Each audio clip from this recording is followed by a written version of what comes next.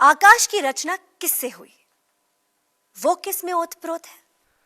गार्गी, तुमने जो पूछा वह यही है जिसे ब्रह्मवेत्ता अक्षर कहते हैं, ब्रह्म कहते हैं। वह आत्मा है, वही सत्य है जो हर स्थिति में एक सा रहता है।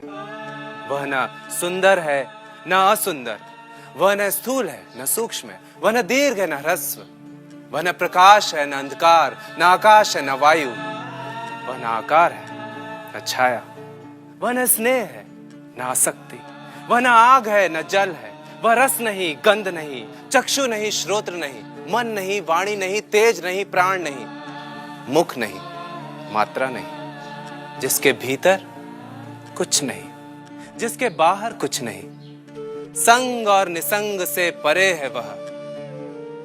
न उसका अंत होता है, न ही उसका कोई अंत कर सकता है। वह अनादि है, अनंत है।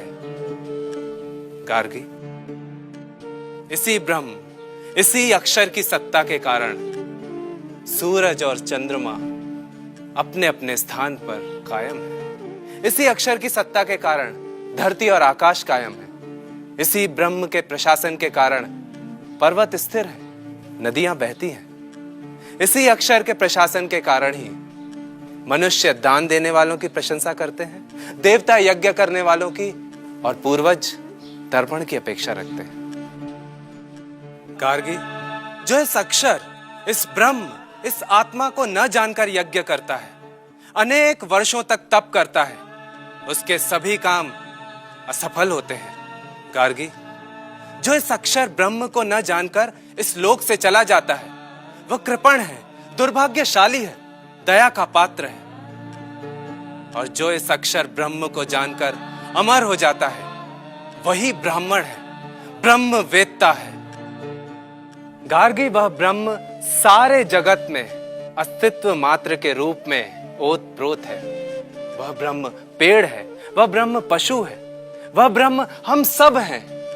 वह ब्रह्म मैं हूं, वह ब्रह्म तुम हो, वह ब्रह्म आप हैं। यह है ही आत्मा है। इस है के द्वारा बताया गया अस्तित्व ही आत्मा है। यह सत्य ही आत्मा है। यही हमारा वास्तविक रूप है। आकार में विकार आता है, परंतु आत्मा निराकार और निर्विकार है।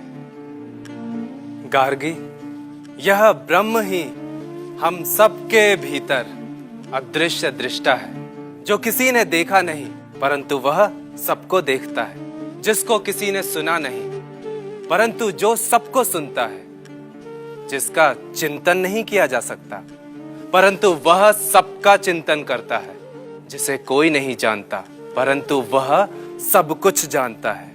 इस ब्रह्म के अलावा कोई नहीं है देखने वाला दृष्टा, सुनने वाला श्रोता, चिंतन करने वाला चिंतक या जानने वाला ज्ञाता। इसी ब्रह्म से ही आकाश का ताना बाना बुना गया है। यही सत्य है जो अजर है, अमर है।